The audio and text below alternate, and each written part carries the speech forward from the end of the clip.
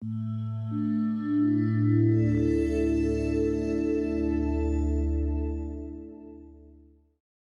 welcome divas and dudes to Powerhouse Bakery.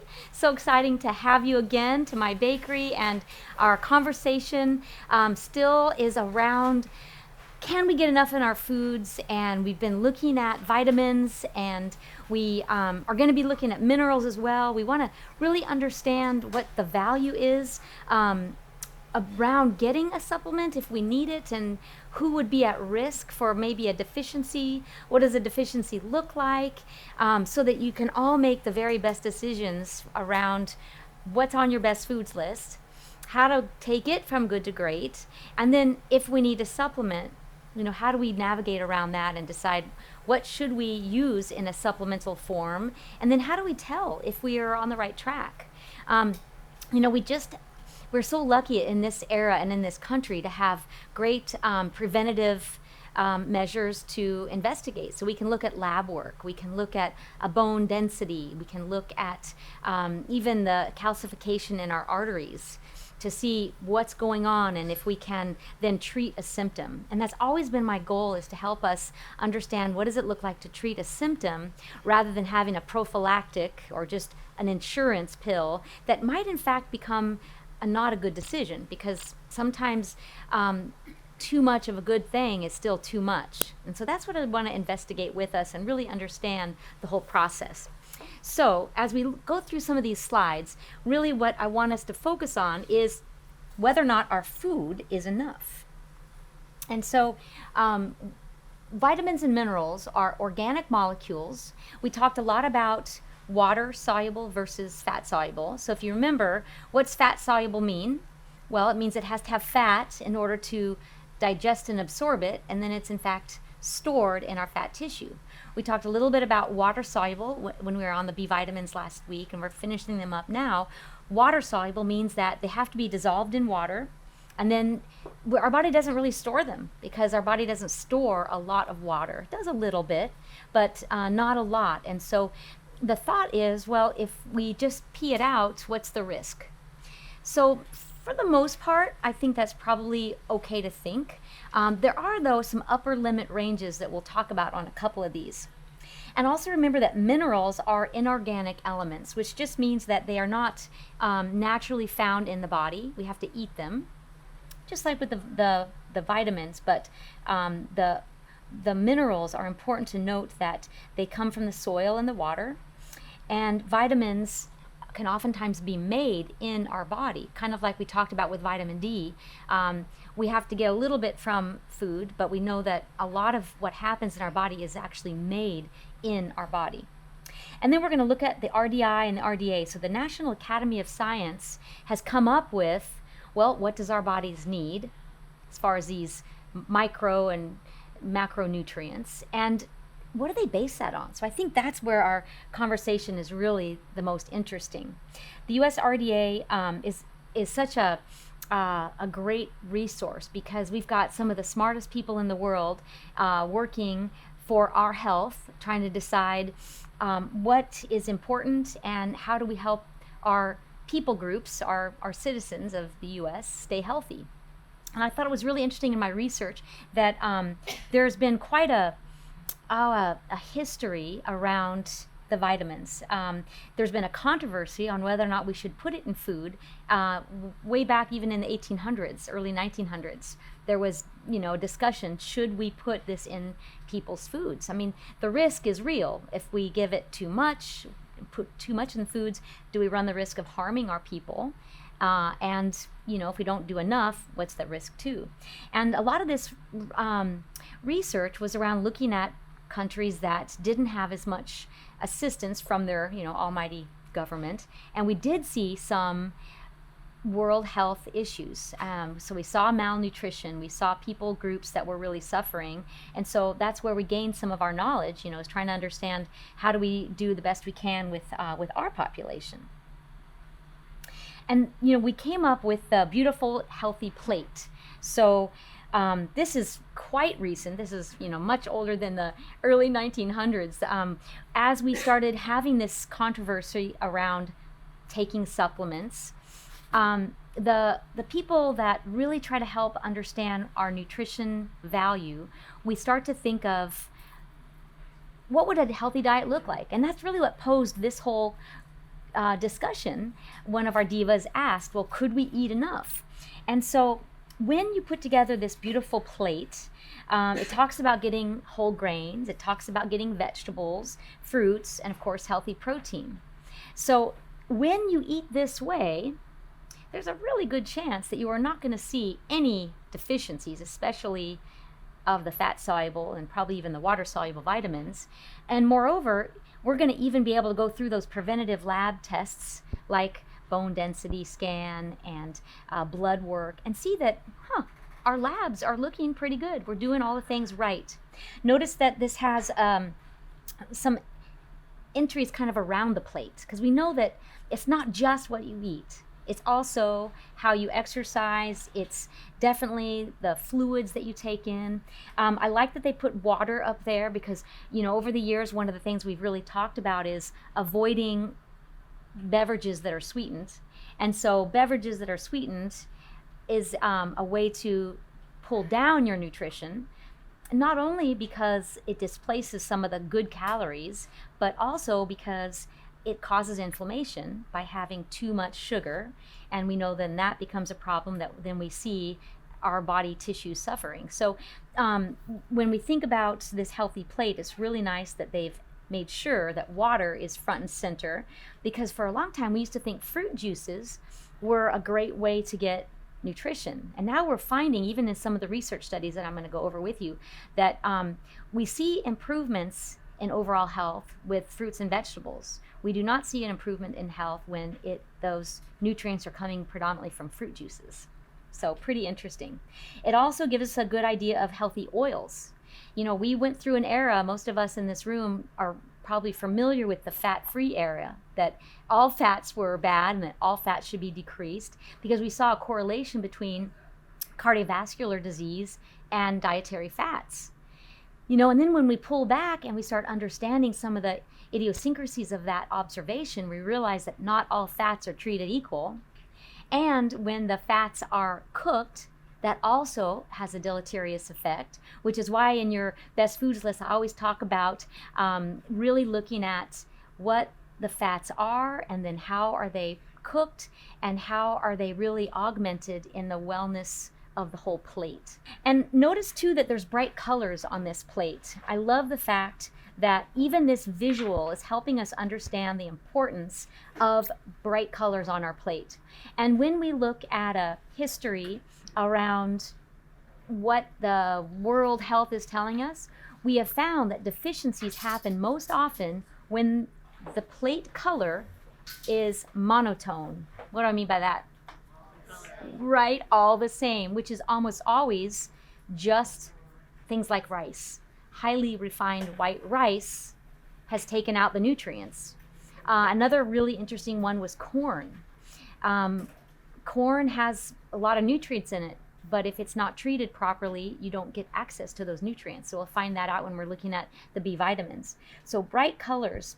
We know now, as we continue to delve in a little deeper into the bright colors, we've learned about the phytonutrients, things like lycopene and allicin, and all those bright colors and those fancy words that really talk about the phytoestrogens. Red is one of those big ones. And so tomato products, are really a great highlight. And of course, the bright purples. And so even if you don't know all the nuances of studies and research around vitamins, we do know that bright colors win. And so the fruits and veggies are always center stage. And so some of the research I'm going to show you, I'm just going to really talk high level, but I think it's really interesting that it's not always as obvious as we might think when we're looking at research. I mean, we know that fruits and vegetables are excellent, but we also see people groups like in the China study, they didn't eat a lot of vegetables. They didn't have a wide variety year round. They ate when things were in season. They ate close to the earth. But whether or not they had a lot of bright colors, they also did not have a lot of highly processed and refined grains. So that's kind of two components there. fruits and veggies are always great. And I'm going to show you how because we have, the great colors from around the world at any season, can really benefit from that. But for sure, we know that fruits and veggies are exciting in research. When we look at the DASH diet, this is one that's been around for quite a while. Anybody ever hear of the DASH diet? Yes? Okay, good. So the DASH diet looks at dietary intake when compared to blood pressure medicines. And this is so cool because this was really one of the first of its kind, where we tried to figure out a known disease, high blood pressure. And we know that there's plenty of medicines on the market that help with high blood pressure. Anybody know somebody that has high blood pressure? Yeah, right? Everybody, seems like. But we know that there's many different types. There's systolic hypertension, there's diastolic blood pressure issues. So there's lots of subtleties. But what this diet or this study looked at was how diet can compare to the success we have with medicine, which was really cool. Anybody want to guess? Did diet help? Oh, yeah. Yes, it was amazing. In fact, so much that the DASH diet was able to improve both systolic and diastolic numbers the same as medicines. I mean, and that is profound. And then we look at the DASH diet and we still feel like, golly, we could still do better than that. So let me jot down a couple of the things that we saw in the DASH diet. I was actually on several of the studies when I used to be a research dietitian. I was involved in a lot of the data collection for the DASH diet. And the foods that they allow, we experts are going to say, gosh, that's not all that good. They would say, okay, we know that fruits and vegetables are good, so we're going to say any kind of fruit. So you could have canned peaches. You could have applesauce, right? Kind of unimpressed. It's like, okay, we could do better than that, right? So it's all about good to great because these kinds of foods were on that diet. They also had veggies. And they could even do canned green beans. And it amazed me. I mean, when I was on this research team, I learned so much about people.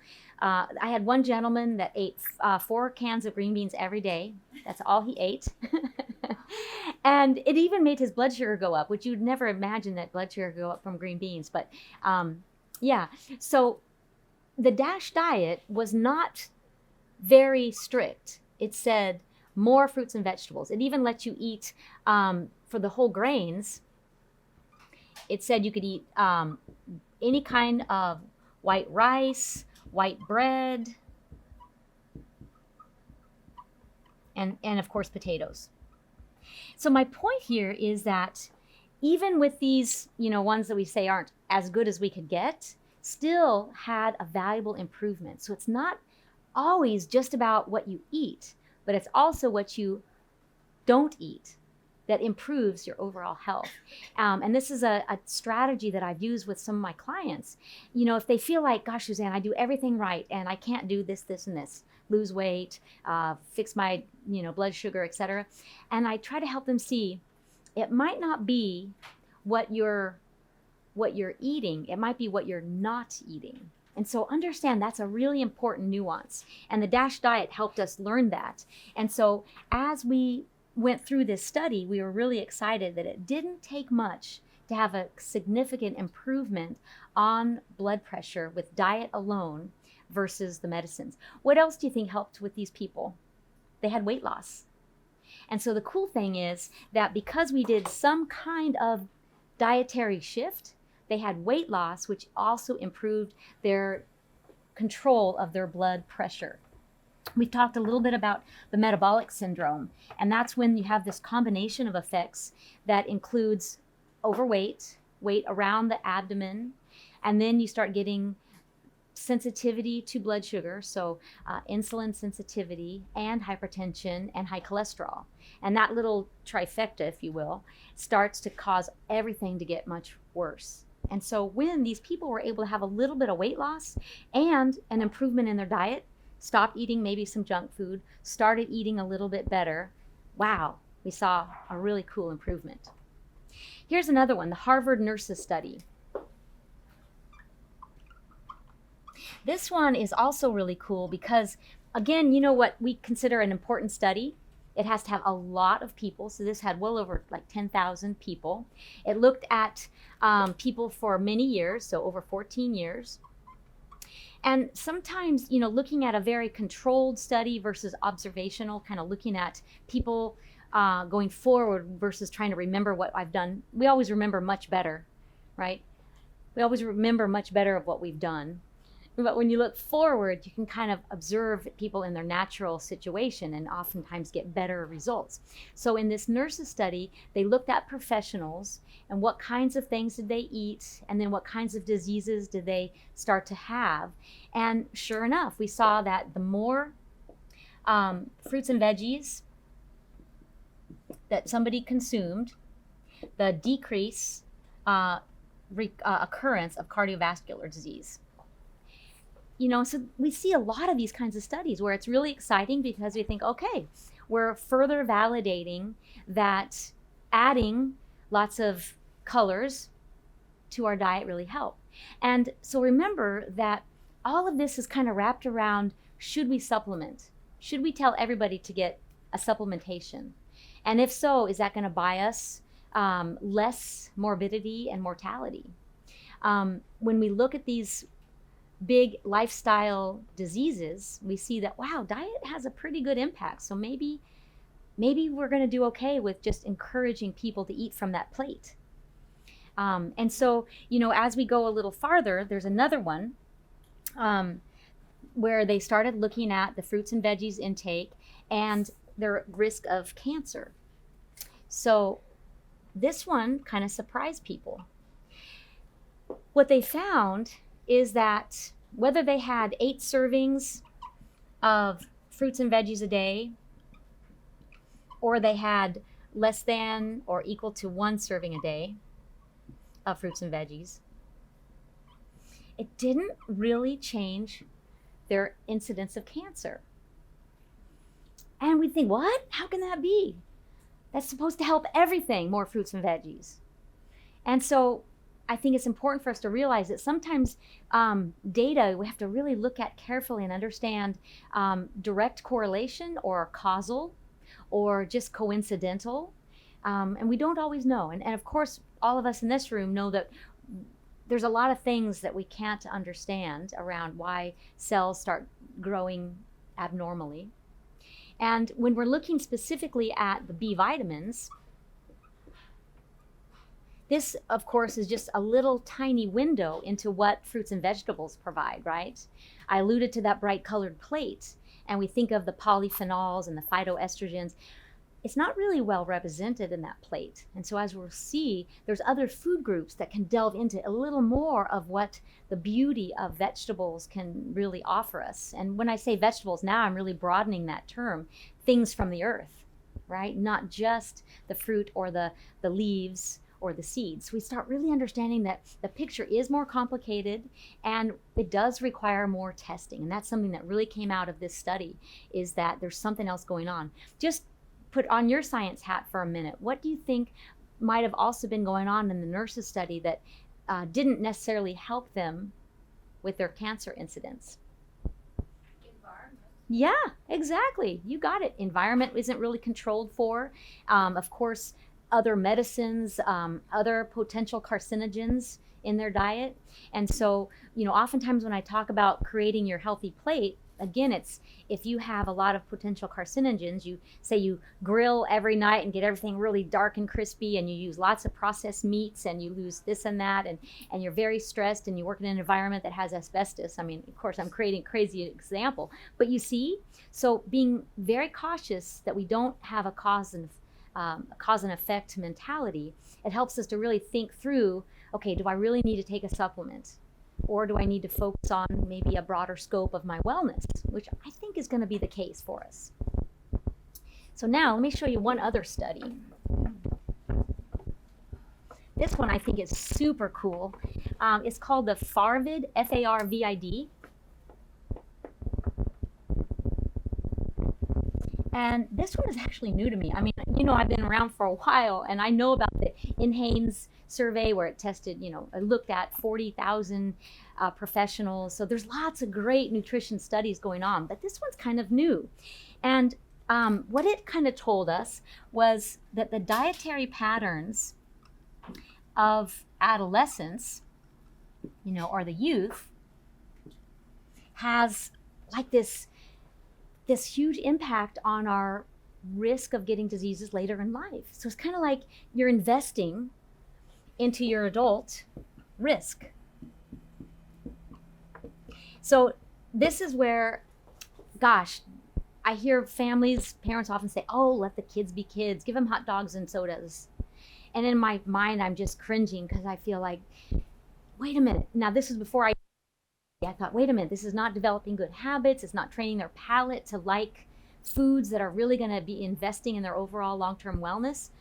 But what this study showed us is that when people ate more unprocessed fruits and vegetables as kids, they had less incidence of diseases when they are adults.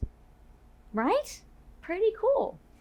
And so, there again, as matriarchs and patriarchs of families, they've known that, you've gone through a horrible fight against cancer. You get to have a louder voice and say, I'm learning that no, you don't want your kids to eat fast food and hot dogs and let them eat sodas and ice cream all the time, because it really does impact our body in the long term. So even if there wasn't some physiological thing going on with our vitamins, what else do you think could be happening with this trend? It's kind of obvious. Lifestyle. If they get used to eating things like that and they never start learning the adult way to eat healthy and, give up all the favorites, quote unquote, then yeah, they're going to fall right into higher adult risk. But this study did show a little deeper focus than that. It really showed that there's a cumulative effect of affecting the cells on a more molecular level. And remember that the B vitamins are so important in the development of many different cellular processes. Remember, we talked about vitamin D being involved in creating energy. So any fast-growing cells are going to really depend on the B vitamins for growth and repair. So you remember we had 8 of those B vitamins, and today I'm going to focus on just a couple. And the reason why I picked out these couple, because really when we were deciding whether or not we should supplement as a country back in the early 1800s, 1900s, we were looking at deficiencies that highlighted these couple of B vitamins. In addition to scurvy and remember we talked about even vitamin D deficiency. Do you remember what that one was called?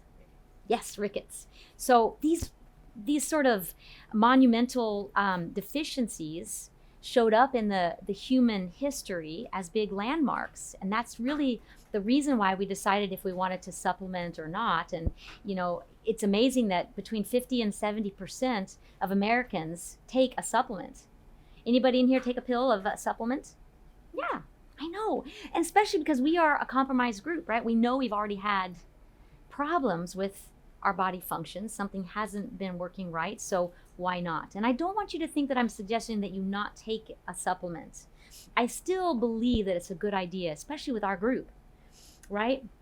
And I'll go over a little bit as to, who is most at risk. But, just know that my job is to give you as much information as you can so you can make a really good decision and incorporate your healthcare team. If you're not already working with a dietitian, and of course your doctors, I'm going to warn you, they don't always have a lot of background knowledge on vitamins. And so their general rule will be, go ahead and get the insurance. Take one, take some supplement. And hopefully they'll say, do a well-rounded one. Now, we talked a little bit about last week, niacin is given for helping to reduce cholesterol, right? Improves HDLs, and it lowers the bad cholesterol. And so, though that's kind of a subtlety, it's not directly intuitive because we know that the B vitamins are involved in energy production. So how does that have anything to do with my blood fats? right? So there's some gray areas where we're understanding that these vitamins seem to have an impact on one of those precursors or risk factors that we're trying to control. Cholesterol, we've learned that is very related to cardiovascular disease. So, we're trying to avoid that. But we have to know if there's any potential side effects to taking extra niacin. Okay? All right. So the Farvid study and the nurses study and of course the DASH diet are some, I think, really interesting landmarks that helped us decide if we wanted to, as a country, promote or encourage supplementation. So like I mentioned, 50 to 70% of adults think it's important. So has anybody ever heard of or know somebody with a vitamin B deficiency? Hopefully that would be a no. B1 and B3. So these are the two that I'm just going to look at a little bit. Berry. And gosh, this is, reaching, because I learned about these in college nutrition, probably even high school. So these, again, have been around, and we, of course, don't see them very often in the U.S. However, we have seen it a little bit, and I'll kind of go into why. So the other one is called pellagra. So the deficiencies from these particular B vitamins, and it might not surprise you, but in both of these deficiencies, it has an impact or a symptom on our skin, fast-growing cells, our nervous system, so nerves are also fast proliferating, our GI tract, right? So it makes sense that these nutrients that are so rich in importance in our body are going to show symptoms of deficiency everywhere. And remember too that B vitamins, are they hard to get in our diet? No, they are not hard to get, especially in this country. Not hard to get.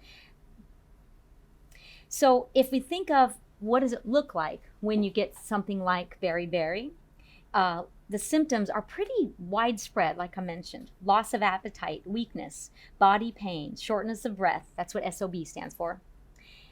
Swelling. And so in general, again, all of the tissues are being affected when you are lacking one of these B vitamins.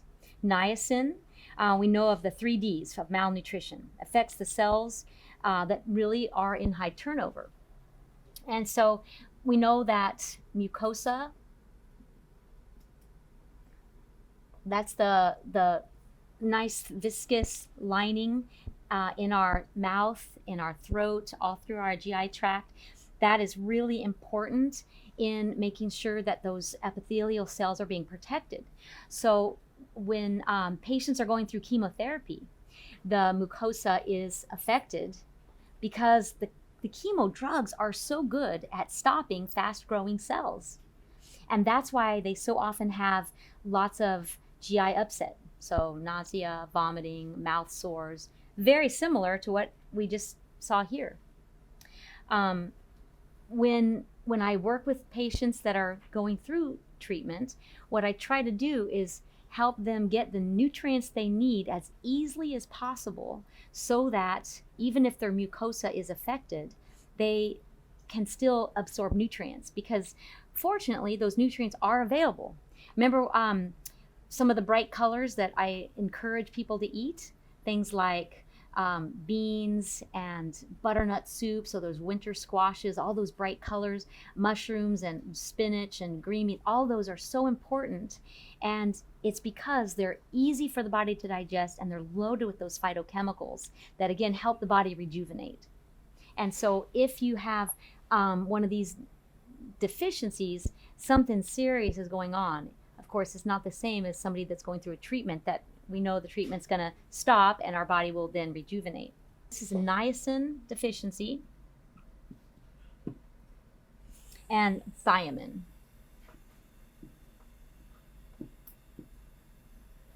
Okay, so in niacin, this one is kind of what they call the 3, sometimes even 4 Ds.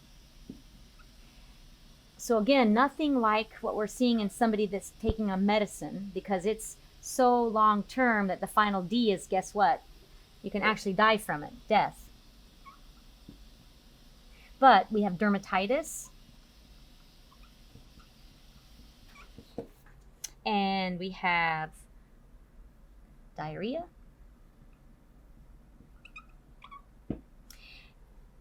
and of course dementia.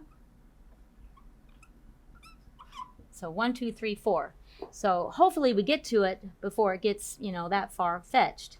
But looking at these B vitamins that should be so easy to access, are so important in all these different body functions, and yet we did see some of these problems in underdeveloped countries or countries that don't have a wide food variety or are so dependent on the highly refined grains that we start seeing some of these symptoms. But again, they're so vague, right?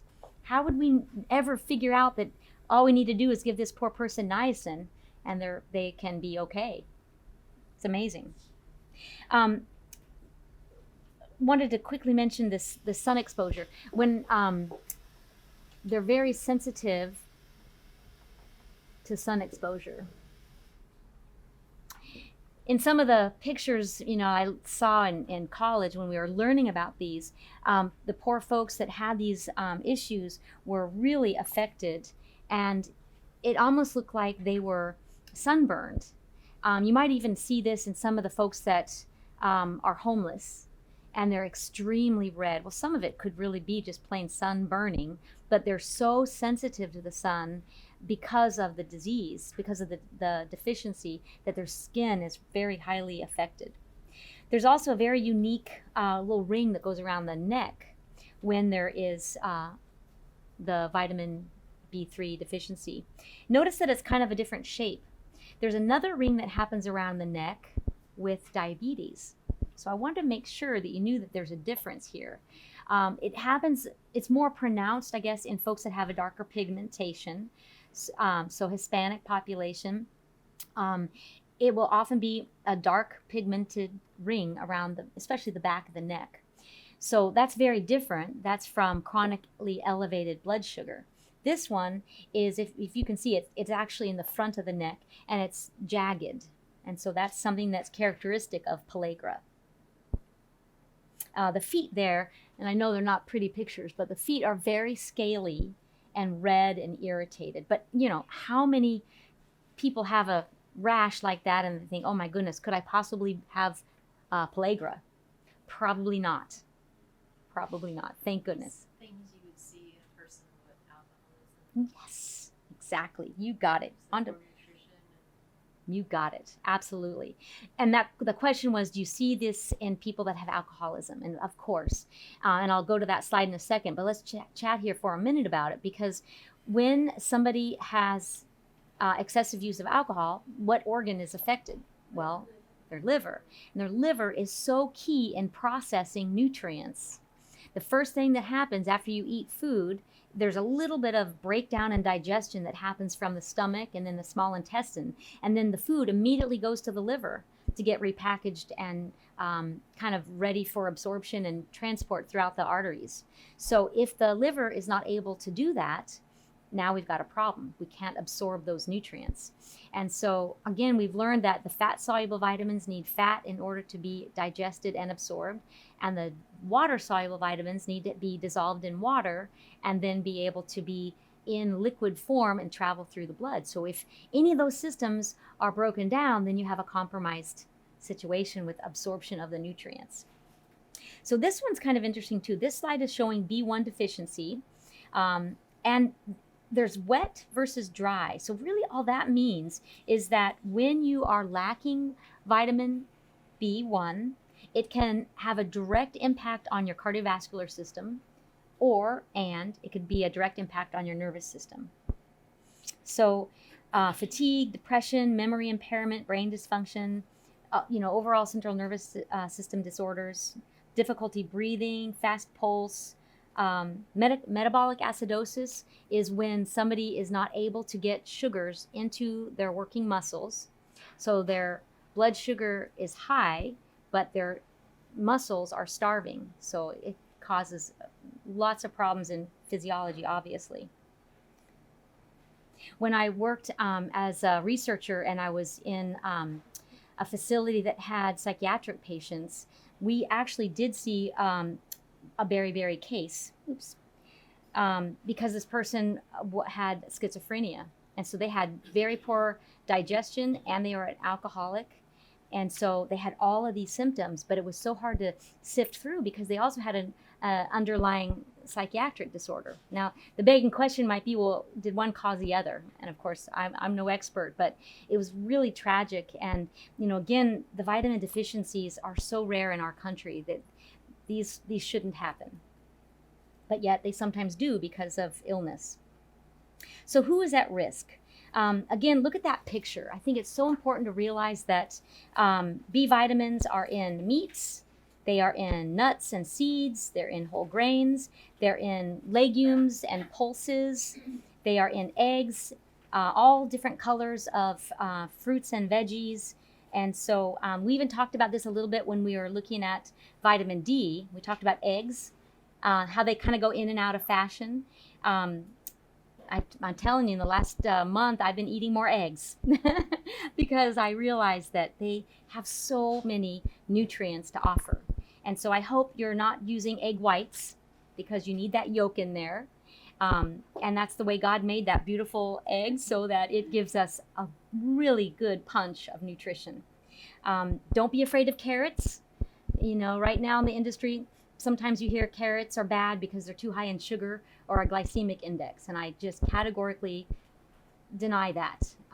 Carrots are a great food. If you can chew enough carrots to make your blood sugar go up, all the power to you. Okay? All the power to you, because you can't. So, who is at risk of deficiency? Let's look at the niacin and the B3. This one surprised me a little bit. Weight loss surgery is one that we see. I mean, especially in our city, there's several amazing companies or hospitals that do weight loss surgery. And I do think in a way it's a tragedy that we use weight loss surgery, but I know sometimes the risks of the metabolic syndrome and obesity outweigh the risks of having a very significant surgical procedure. But when that happens, we do run the risk of compromised digestion and absorption, because if a section of your GI tract is taken out, well, your digestion and absorption is definitely going to be affected. People that have digestion disorders, so here at Powerhouse Bakery, we see people with celiac all the time, and that is a chronic inflammation of the GI tract. Same thing with going through cancer treatment. You have a chronic inflammation of the GI tract causing the nausea, the vomiting, GI upset, and all the malaise that all you know all too well what happens. And so we want to minimize that inflammation so that it doesn't become chronic. An acute stage of inflammation we can fix with those foods that I love to teach you about. A chronic situation now really brings about a potential malabsorption issue. So that's why with celiac, we want people to not have the inflammation. So of course, we've figured out a great choice, right? Just taking out the allergen, but it still takes them a long time to heal their gut so that the inflammation is minimized, maybe even turned off, so that this natural absorption can rebound. The other one that's interesting is a very restrictive diet. And I've seen a few of these in my career, that people are so afraid of certain foods or certain food groups that then they have actually created a deficiency. If you cut out too much protein, of course, we know that seems obvious, but even if you cut out all animal protein, could you get a deficiency in the vitamin Bs? No, you couldn't, because there's plenty of vitamin B in all those other foods that I showed you. So nuts and seeds, legumes, beans, grains, fruits, right? So again, it seems like it would be hard. Of course, I put up here on my slide 2 AIDS, and we learned a lot about those poor people's malabsorption. The Kaposi sarcoma, which was, these very bad sores that happened all through their GI tract, compromised them to such a point that they could not get enough nutrients, and so that caused further malnutrition and malaise, and oftentimes that's what they succumb to, is the malnutrition because of the vitamin deficiencies. Here's an interesting fact. White rice versus brown rice. You know me, I love to say enjoy some organic jasmine rice, but yesterday I cooked brown rice because I love this little tidbit of information. And I do still think jasmine rice is pretty yummy, but build it with a lot of good things on your plate, okay? But brown rice has 10 times the amount of B vitamins as white. Wow. Wow. Now, if we eat brown rice pretty often, that means, of course, we can enjoy some organic jasmine here and there. But I just want you to really think about 10 times the amount of nutrients. And why is that? So when we have a brown rice, here's our little plant growing. This is the dirt. This is the pulp. So this is the white part, the white, yummy, sweet part of the grain. This is the endosperm. And all around it is this thick, beautiful coating, which is the fiber. So it protects the plant from invaders, and it also gives us great fiber. Now, let's even take it a step further, because now we're going to go back to that beautiful colored plate. And I said, we don't want just brown, and we certainly don't want lack of bright colors. Has anybody ever tried black japonica rice or red mahogany rice? Homework. I want you to try it. Lundberg's makes a fantastic line of rice. Are any of those in wild rice? Yes. Okay. Wild rice is another word for it, really. But these, Lundberg's has done so. Little black ones. Yes. Yeah. Now there are so many there's about, I think, 42 different varieties of rice. So there's a huge number. Some of them are going to take a lot longer to cook. Some of them will always be really fibrous, because remember, this is the fiber. This is what our palate likes. And this is where all the essential fats and proteins are of the grain. Now you might say, well, that's fine. Even if I just take off the fiber, I'm still going to get the good part, right? The endosperm and all that. And sadly, no. Because when they harvest it, knowing that they just want this part, they pluck it off so that they leave this little part back into the soil, and this part is what gets pulled off. And then they polish it to get this part off. So they're just getting the white stuff, right? And all this stays down there, the endosperm. So when you're getting a white rice that's been it's white rice, but it's been enriched. That's because all the healthy stuff has been taken out, and you have this beautiful white, yummy stuff. Now, in our country, we enrich it. So enriched rice means that we've given it a vitamin pill, right?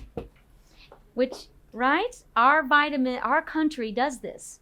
Not all countries supplement the rice, and it's much easier to harvest without trying to include that little endosperm. So they just rip everything off, they polish off the outside, and they give that to their people. And now what are they low in? B vitamins and lots of other things. So we don't want to harvest the rice and lose out on the endosperm, and we don't want to polish off the outside fiber. So that is why you get 10 times more B vitamins and really all over nutrients in brown rice versus white. Of course, remember that in our country, we do supplement white rice. So you're going to see an enriched product. So we're lucky.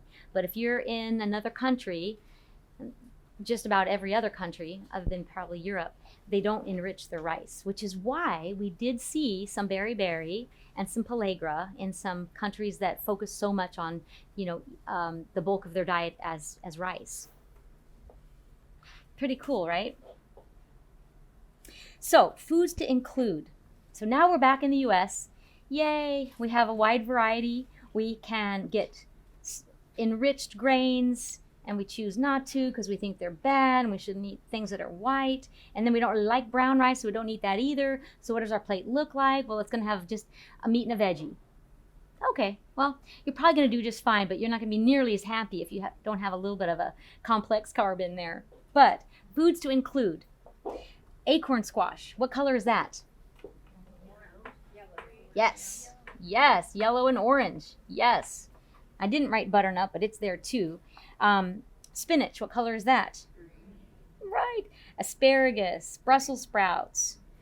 So we got every color on here. Now, I want you to circle the ones that you eat on a regular basis. Take a quick second. Circle the ones you eat on a regular basis. And now I want you to put a line through the ones that you never eat.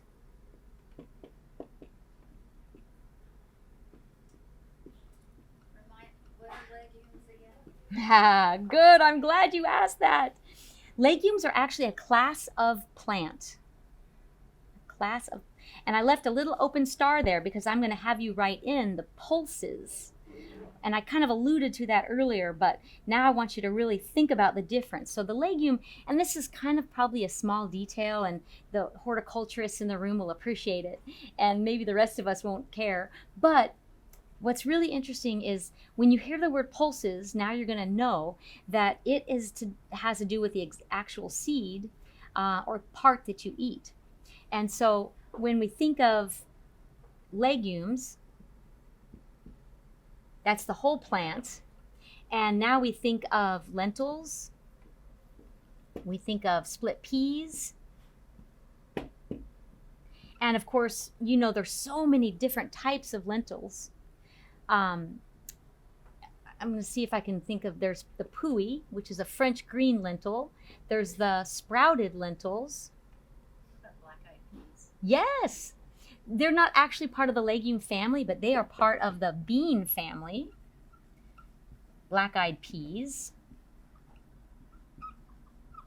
I just made some purple whole beans last night. First time I've ever made that. We went to the farmer's market. Actually, no, I'm sorry, not a farmer's market. It was the peach stand in Fredericksburg probably last year, and I had them in my freezer. And I thought, oh, I'm going to try those. They were amazing. Just purple whole peas, so part of the family of beans, and I cooked them with salt and pepper, and that was kind of plain. And so then I added some chopped, added some chopped veggies, so cilantro, onion, garlic. I sauteed that up, added a little bit of salsa on top of that, and oh my goodness, the beans were amazing. Point is, when you have some of these foods, in addition to the whole grains, they're not going to be all that yummy unless you dress them up. And our palate's not used to that, right? Our culture is not used to cooking so much anymore, sadly. And our palate's not used to having things that are very neutral flavor. Because what? We've grown up on food cocaine. Things that come to us, high fat, high salt, high sugar, high crunch. And we want to sit and eat them and not have to prepare them. So that's where I wanted to bless you each with a bottle of the Joe Spice, because I really want you to have fun with jazzing up some of these items on your list. So anybody want to throw out one that they on that list that you had just the other night? A seed or a legume or a whole grain or nuts, beans, beef, dairy? Yay! And spinach is a powerhouse food, so kudos to you. And if you didn't use at least 4 on this list, I want you to promise yourself you are going to add 3 new ones by the end of the month.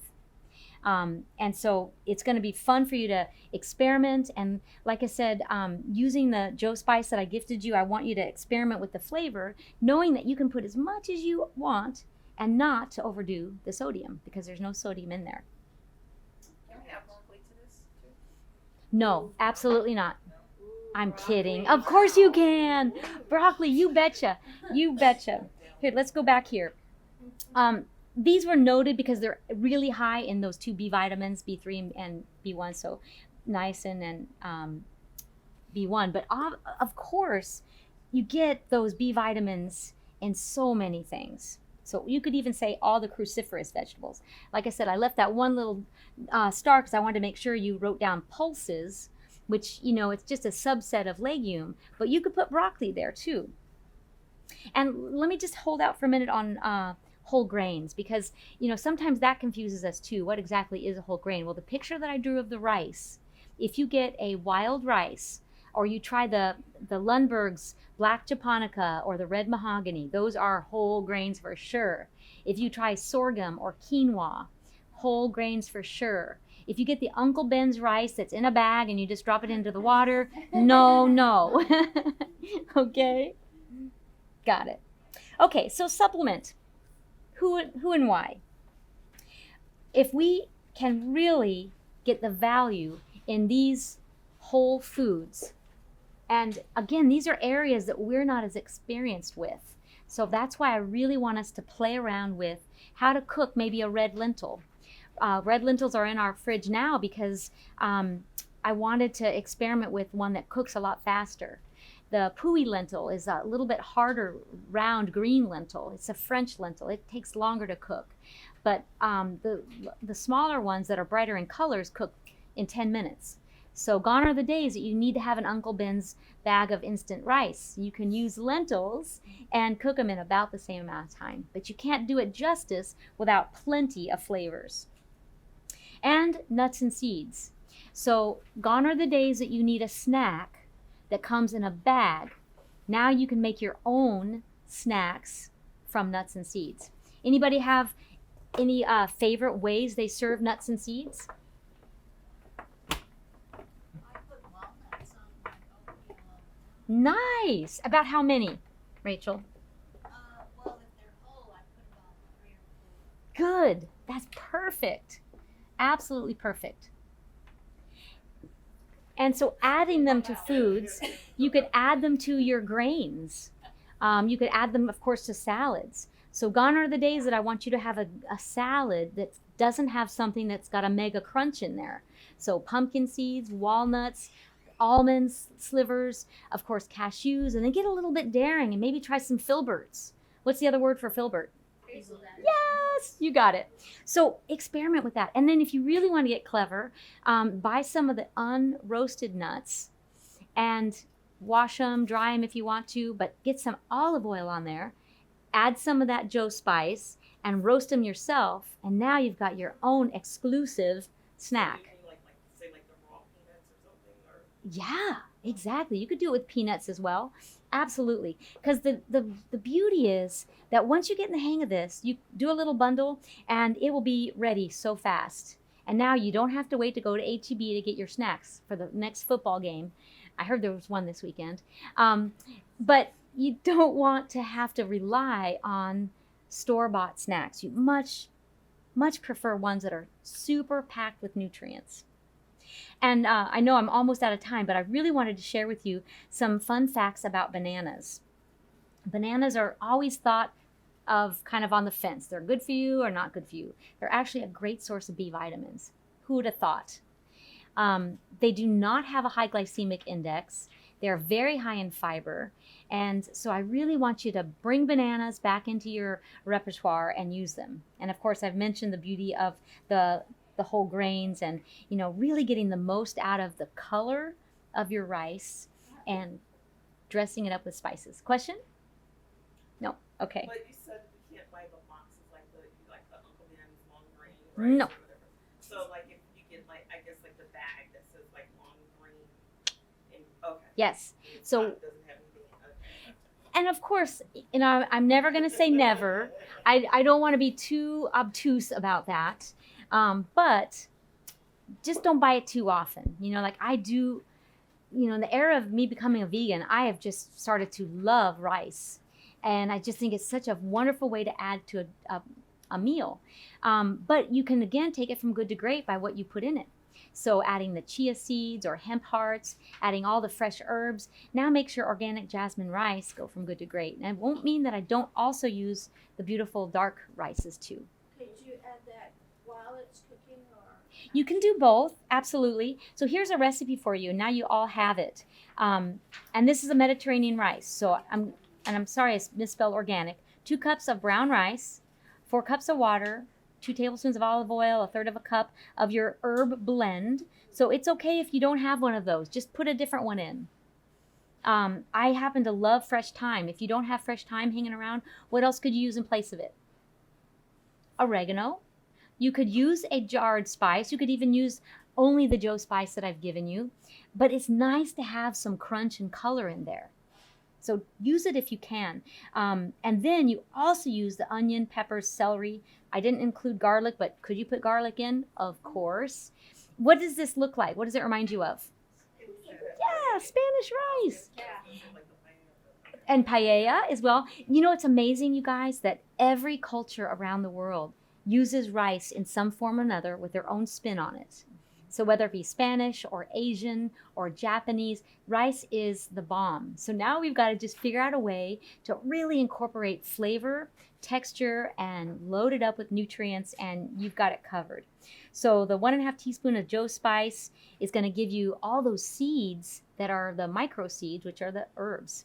So adding dill and fennel and coriander, so that you really are getting so much bang for your buck. So you can, here I've given you the instructions to use a tight-fitting lid, medium-high, saute the rice first in a little bit of oil, take it out, return the grains to the skillet and complete the cooking. But in between, you want to saute your veggies. So you have that mix. Now I have a big enough skillet that I do it all at one. So I brown the rice, I move it to the edge, I put my herbs and everything in the center, and I just cut a corner like that. Anybody do something similar to their Spanish rice? Yeah, that's what I figured. So I just added that little tweak in there in case you want to do it differently. But this kind of rice is excellent. Now, would we eat a big bowl of it and be done? No, we've got to add color to our plate. So we're going to have our beautiful rice. And that's kind of our, you know, sort of multicolor, but we'll in general call it brown rice. And now what else do we need to add to our plate? We need something that's maybe red or purple. So last night I made fish tacos, and I had cabbage over here, and it was, oh my gosh, so good. And then you could also add in a meat or a meat alternative. So you might add some fish, or you could add beef. And then you've got one more spot for your green. Broccoli. There you go. Yes, broccoli. What about peas? Peas are amazing. And that's why, you know, I brought up the idea of the carrots. Don't let somebody tell you that peas and carrots have too much sugar, or potatoes for that matter. Don't let them tell you that. No, they are part of a really important, well-balanced palate that gives you a great source of the B vitamins, as well as all the other nutrients that are come into play. Okay, questions for me? Yes, ma'am. I was looking into, well, mine, it's the calcium issue. I hope maybe you'll do Yes. something like this on calcium too. We are doing calcium next. So with that note, I'm going to beg off, and we're definitely going to get some more questions. But thank you so much for joining us, and we'll see you next time.